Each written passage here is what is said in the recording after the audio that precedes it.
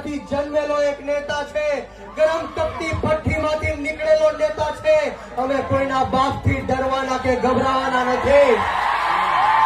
એક વાર નહીં, બે વાર નહીં, 10 વાર આ ચૈતર વસાવાને જેલમાં નાખ્યો. બોલો તમને ગુસ્સો આવે છે કે નથી આવતો?